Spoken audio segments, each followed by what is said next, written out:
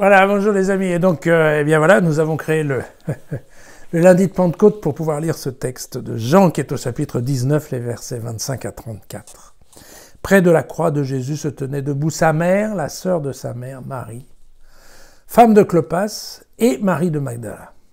Voyant ainsi sa mère et près d'elle le disciple qui l'aimait, Jésus dit à sa mère, « Femme, voici ton fils. » Et il dit ensuite au disciple, « Voici ta mère. » Et depuis cette heure-là, le disciple l'a pris chez lui.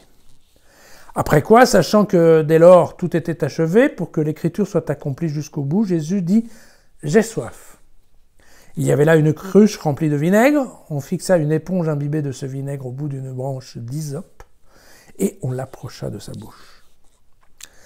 Dès qu'il eut pris le vinaigre, Jésus dit « Tout est achevé » et inclinant la tête, il remit l'esprit. Cependant, comme c'était le jour de la préparation, les Juifs, de crainte que le corps reste en croix durant le sabbat, ce sabbat était un jour particulièrement solennel, ils demandèrent à Pilate de leur faire briser les jambes et de les faire enlever. Les soldats vinrent donc, ils brisèrent les jambes du premier, puis du second, de ceux qui avaient été crucifiés avec lui. Et arrivés à Jésus, ils constatèrent qu'il était déjà mort et ils ne lui brisèrent pas les jambes. Mais un de ces soldats, d'un coup de lance, le frappa au côté, et aussitôt, il en sortit du sang et de l'eau. Voilà, pour ce passage qu'on a déjà lu le 7 avril dernier. Et donc, vous savez qu'il y avait un petit peu des particularités, je pense qu'on les a déjà vues en avril, sur le fait, entre autres, qu'il y a vraiment une identification qui est faite de Jésus à l'agneau pascal, et c'est pour ça que on utilise une branche d'hysope, car l'hysope était typiquement dans le livre de l'Exode. C'est la branche avec laquelle on peignait en fait en rouge, vous savez, le montant des portes des Juifs, pour qu'ils soient épargnés lors de la fureur divine. Et puis bien évidemment, on casse pas les jambes de Jésus parce qu'il faut que l'agneau ne soit pas blessé. L'agneau pascal, ça fait partie de la définition des animaux pour le sacrifice. Voilà.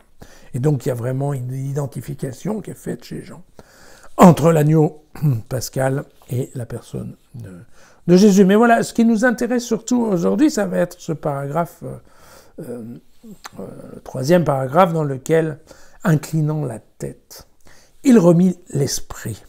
Pourquoi? Parce qu'on est le lundi de Pentecôte, et qu'effectivement l'esprit, alors on commence à avoir du mal. Pourquoi? Parce que il y a esprit et esprit, n'est-ce pas? Alors, comment ça se passe? Parce qu'il nous a parlé du paraclète qui allait venir.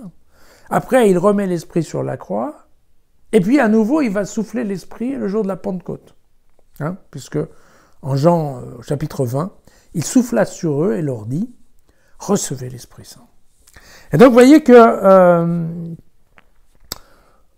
c'est un peu difficile parce qu'à la fin, on a un peu du mal à saisir ça. Et c'est pas très grave en fait, et surtout je voulais vous dire qu'il y a beaucoup d'exégètes qui se bataillent encore pour savoir si l'expression remettre l'esprit, est-ce que c'est pas tout simplement rendre l'âme, voilà, qui a été traduit comme remettre l'esprit. Après, Jésus a complètement la possibilité et le droit de remettre l'esprit plusieurs fois, c'est pas très gênant non plus. Par contre, en fait on sait pas. Bon, c'est pas. Bon. En fait, à la fin, c'est pas tellement un problème, quoi. Ce que je voulais vous dire, c'est... voilà, on ne sait pas. À demain.